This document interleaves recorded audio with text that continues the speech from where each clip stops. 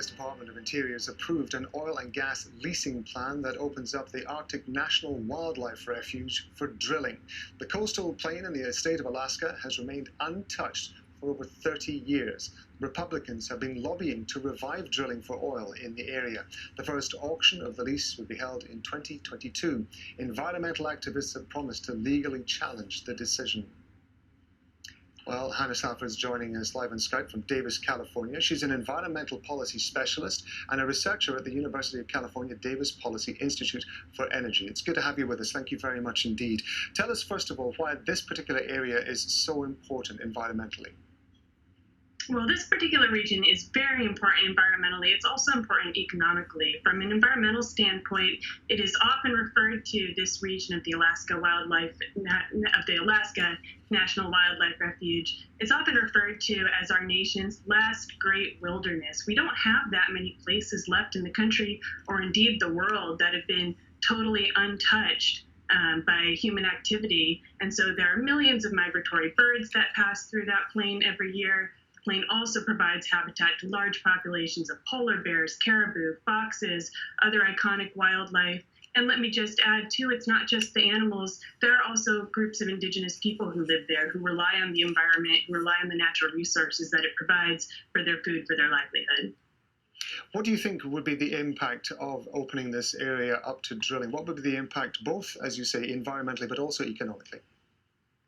Sure. So on the environmental side, this is the part that all the headlines are talking about. On the environmental side, we're already seeing massive climate change on a global scale. There have been examples actually just this year about climate change in the Arctic. The Arctic saw record-breaking temperatures this year, getting up into the 90s and even triple digits. We're seeing massive heat waves across other parts of the world and the country as well. I'm sitting here in Davis, California. I'm in my house. It's 107 degrees outside. We're looking to hit 110 degrees in the area later today, probably tomorrow.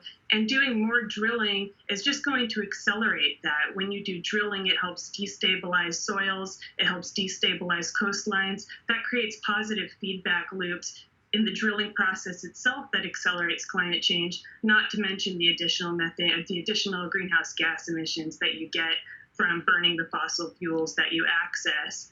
And then on the economic side of things, it's really short-sighted. It's short-sighted right now in today's world to be continuing to invest in oil and gas when we know that renewable electricity is something that can help sustain us for the long term and help sustain us safely. There are actually a whole number of major U.S. banks that have said they're not going to invest in drilling projects in the ANWR because they know it's not a good long-term bet. This is just a short-term play by the Trump administration to prioritize short-term profits over long-term economic and environmental sustainability.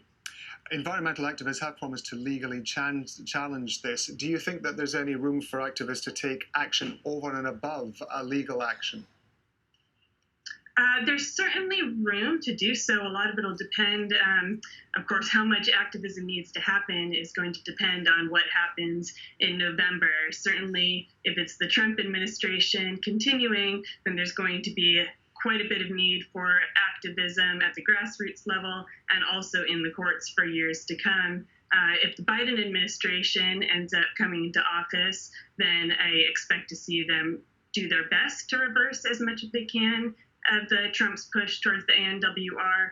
There will be some initial steps towards the leasing process by the end of 2020 that will be somewhat difficult to reverse. Really good to get your thoughts on this. Hannah Safford, we appreciate it. Thank you very much. Thank you.